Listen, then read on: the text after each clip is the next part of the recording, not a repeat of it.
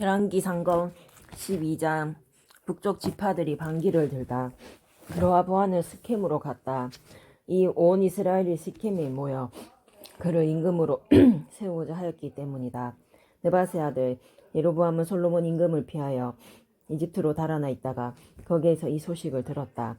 그래서 여로보암은 이집트에서 돌아왔다. 사람들이 심부름꾼을 보내어 그를 불러내니 여로보암은 온 이스라엘 회중과 함께 르호보암에게 가서 말하였다. 임금님의 아버지께서는 우리의 명예를 힘겹게 하셨습니다. 이제 임금님의 아버지께서 지우신 힘겨운 일과 무거운 명예를 가볍게 해 주십시오. 그러면 우리가 임금님을 섬기겠습니다. 그러자 르호보암은 그들에게 돌아갔다가 사흘 뒤에 다시 나에게 오시오 하고 말하였다. 이 말에 백성은 돌아갔다. 르호보암 임금은 자기 아버지 솔로몬이 살아있을 때에 그를 받들던 원로들을 불러 저 백성에게 어떻게 대답해야 할지 의견을 듣고 싶소 하고 의논하였다. 그러자 그들이 대답하였다. 오늘 임금님께서 저 백성의 종이 되어 그들을 섬기고자 하시면 그들에게 좋은 말씀으로 대답해 주십시오. 저 백성이 언제나 임금님의 종이 될 것입니다. 그러나 임금은 원로들이 내놓은 의견을 버리고 그 대신 자기가 함께 자란 젊은이들로서 자기를 받드는 자들과 의논하면서 그들에게 물었다.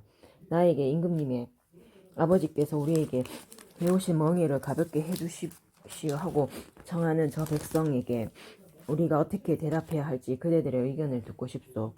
그러자 임금과 함께 자란 젊은이들이 이렇게 대답하였다.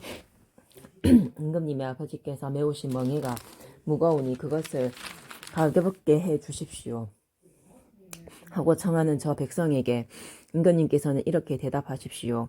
이런 식으로 말입니다. 내 새끼손가락이 내 아버지의 허리보다 굵소.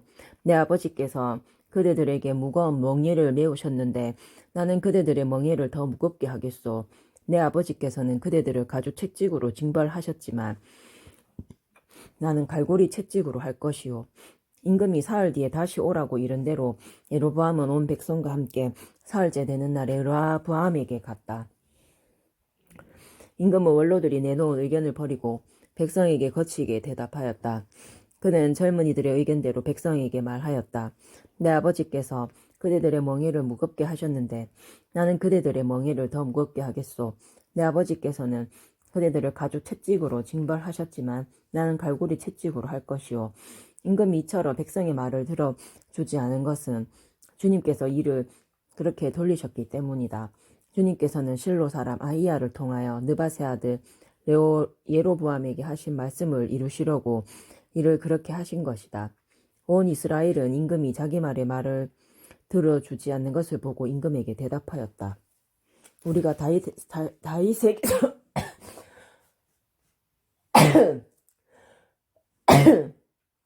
우리가 다윗에게서 얻을 목이 무엇이냐? 이사의 아들에게서 받을 상속 재산이 없다. 이스라엘아, 내 천막으로 돌아가거라. 다윗아, 이제 내 집안이나 돌보아라. 그러고 나서 이스라엘은 자기 천막으로 돌아갔다. 그러나 유다의 성읍들에 살고 있는 이스라엘 자손들은 르호보암이 다스리게 되었다. 르호보암 임금이 부역감독 아도람을 보내자 온 이스라엘은 돌을 던져 그를 죽여버렸다.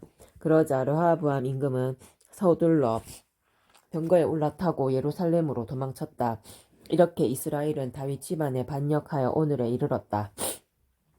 남과 북이 갈라지다. 온 이스라엘은 여로보암이 돌아왔다는 소식을 듣고 사람을 보내어 그를 집회에 불러서 온 이스라엘의 임금으로 세웠다. 유다 지파 말고는 아무도 다윗 집안을 따르지 않았다.